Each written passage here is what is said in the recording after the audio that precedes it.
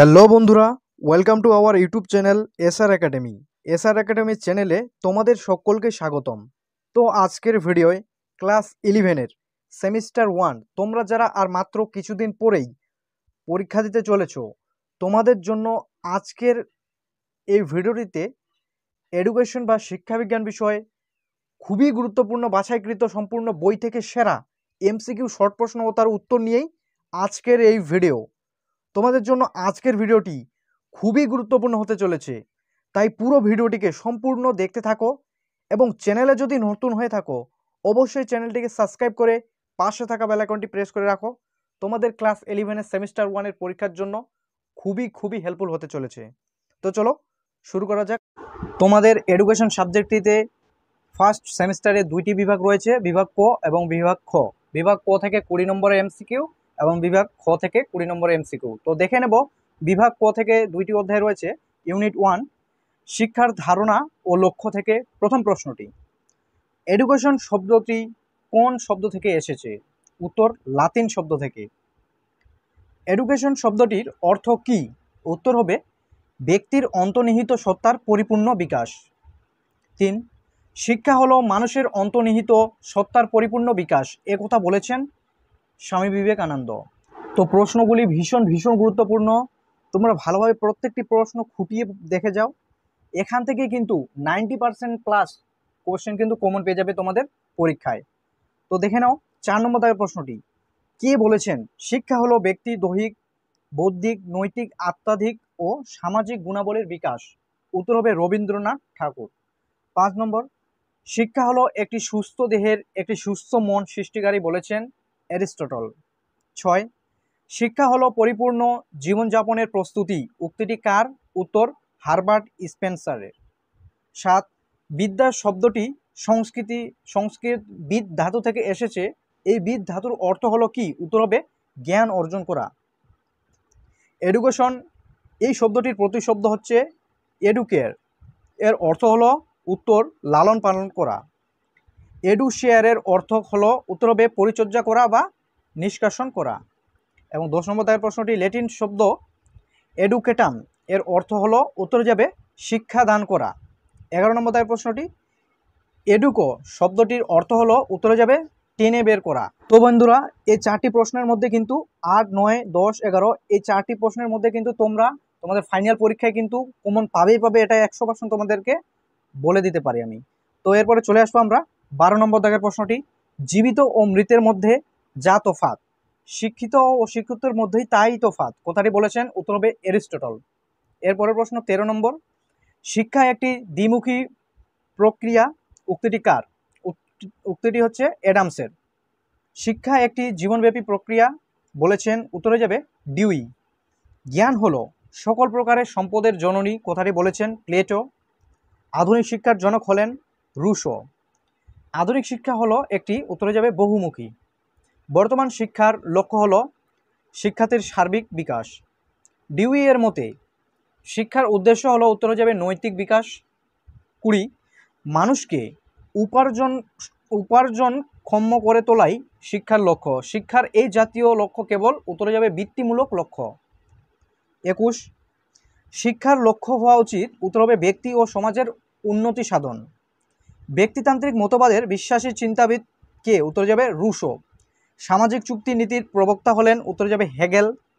শিক্ষায় ব্যক্তিতান্ত্রিক লক্ষ্যের একটি অসুবিধা হলো উত্তরে যাবে ব্যক্তি স্বার্থপর হয়ে ওঠার সম্ভাবনা। নেক্সট, শিক্ষার লক্ষ্য হলো সমাজের উন্নতি সাধন, এই লক্ষ্যটি হলো উত্তরে যাবে সমাজতান্ত্রিক। প্রতিটি মহৎ শিল্পকলার একটি কল্যাণমুখী লক্ষ্য থাকে, এই উক্তিটি প্রবক্তা উত্তর যাবে অ্যারিস্টটল। শিক্ষায় সমাজতান্ত্রিক লক্ষ্যের অসুবিধা হলো উত্তরে যাবে আত্মপ্রকাশের সুযোগের অভাব। 28 কোন কমিশন জাতীয় শিক্ষার লক্ষ্য নির্ধারণের গণতান্ত্রিক মূল্যবোধ সৃষ্টির উপর গুরুত্ব দিয়েছেন? উত্তর হবে Kothari commission. Democracy and education গ্রন্থটির লেখক হলেন উত্তরে যাবে জন ডিউই। 30 রাধাকৃষ্ণন কমিশনের শিক্ষার ব্যক্তিতান্ত্রিক ও সমাজতান্ত্রিক লক্ষ্যের সমন্বয়ের মাধ্যমে কিসের সাফল্য অর্জন, কথা বলেছেন উত্তরে যাবে গণতান্ত্রিক শিক্ষা। শিক্ষার আধ্যাত্মিক লক্ষ্য হলো মোক্ষ লাভ করা। গণতন্ত্রের মূলনীতি কি? উত্তর, for the people, of the people, by the people. 33, ডিউইয়ের মতে শিক্ষার প্রধান উদ্দেশ্য হলো, উত্তর হবে সামাজিক বিকাশ।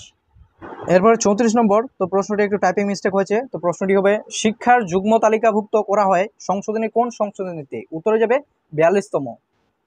পরের প্রশ্ন, বিবেকানন্দের মতে শিক্ষা হলো কি? উত্তর হবে মানুষের অন্তর্নিহিত শিক্ষা। শিশু এবং ব্যক্তির দেহ, মন ও আত্মা পরিপূর্ণ বিকাশের প্রচেষ্টা হলো শিক্ষা। উক্তিটি করেছেন, উত্তরে যাবে গান্ধীজি। শিক্ষার গুরুত্বপূর্ণ উপাদান হিসাবে বিবেচিত কে? উত্তর, শিক্ষক। শিক্ষার্থী যা কিছু শেখে তাই হলো পাঠ্যক্রম, বলেছেন ফ্রোয়েবেল। 39, শিশুর মানসিক বিকাশে সাহায্য করে যে সহপাঠ্যক্রমিক কার্যাবলী তা হলো মাদার প্লে। শিক্ষার মুখ্য উপাদানের উৎস হলো সংখ্যা হলো 4টি। শিক্ষাক্ষেত্রে দাতা হিসেবে বিবেচিত হয় শিক্ষক। 42, বংশগতি ও পরিবেশের গুণফল হলো, উত্তরে যাবে ব্যক্তিসত্তা। 43, পাঠ্যক্রম কথাটির অর্থ হলো, উত্তরে যাবে শিক্ষার লক্ষ্যে পৌঁছানোর পথ।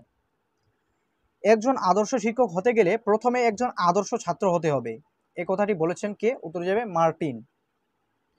ফ্রোয়েবেল কিন্ডারগার্টেন শিক্ষা পদ্ধতি মূলনীতি হলো কি? সাক্ষরতার কর্মসূচিতে সহায়তা। কুরিয়র শব্দের অর্থ হলো, উত্তরে যাবে দৌড়ানোর পথ। মহাত্মা গান্ধী বুনিয়াদী শিক্ষার পরিকল্পনা হলো কর্মকেন্দ্রিক। একজন সুশিক্ষকের বুদ্ধাঙ্ক হওয়া উচিত, উত্তরে যাবে 120 এর বেশি। সিলেবাস শব্দটি বাংলা প্রতিশব্দ হলো পাঠ্যসূচি। 50 নম্বর তার প্রশ্নটি, শিক্ষককে বাগানের মালি হিসেবে অভিহিত করেছেন, উত্তর যাবে ফ্রোয়েবেল। তো এই ছিল ইউনিট 1-এর মাত্র 50টি হাতে গোনা প্রশ্ন বাছাইকৃত। তোমরা এই প্রশ্নগুলি বারবার প্র্যাকটিস করে যাও এবং পারলে খাতায় কিন্তু তোমরা নোট ডাউন করে নাও, কারণ এখান থেকে কিন্তু 90% প্লাস কিন্তু তোমরা কমন পেতে চলেছো তোমাদের সেমিস্টার 1 পরীক্ষায়। তো এরপরে চলে আসবো আমরা ইউনিট 2, শিক্ষার রূপ ও শিক্ষার সংস্থাসমূহ। 51 নম্বর দাগের প্রশ্নটি, একজন আদর্শ মা 100 জনের শিক্ষার সমান, এটি বলেছেন কে? উত্তরে যাবে জর্জ হারবার্ট। মানে একজন আদর্শ মা 100 জন শিক্ষকের সমান, এটি বলেছেন জর্জ হারবার্ট। 52 নম্বর দাগের প্রশ্নটি, বিদ্যালয় হলো কি? নিয়ন্ত্রিত প্রতিষ্ঠান। পারিবারিক শিক্ষাকে বলা হয় অনিয়ন্ত্রিত শিক্ষা। পাঠ্যক্রম অন্তর্ভুক্ত থাকে না অনিয়ন্ত্রিত শিক্ষায়। দেখো, স্কুল হলো, এটা হচ্ছে কি একটি গ্রিক শব্দ। বর্তমানে পরিবার হলো এককেন্দ্রিক। নৈশ বিদ্যালয় হলো প্রথামুক্ত শিক্ষা প্রতিষ্ঠান। পরের প্রশ্ন, পশ্চিমবঙ্গের মুক্ত বিদ্যালয়টি নাম কি? উত্তর হবে রবীন্দ্র মুক্ত বিদ্যালয়। শিক্ষার 4টি উপাদান হলো শিক্ষক, শিক্ষার্থী, পাঠ্যক্রম ও নির্দিষ্ট স্থান। বিধিবদ্ধ শিক্ষার উদাহরণ হলো বিদ্যালয়, মহাবিদ্যালয় এবং বিশ্ববিদ্যালয়। 61, নিয়ন্ত্রিত শিক্ষা মূলত পরীক্ষা কেন্দ্রিক। শিশুর জীবনে প্রথম শিক্ষা শুরু হয় তার পরিবার থেকে। আমাদের জীবনে অধিকাংশ শিক্ষার উৎস হয় অনিয়ন্ত্রিত শিক্ষায়, অর্থাৎ পরিবারে।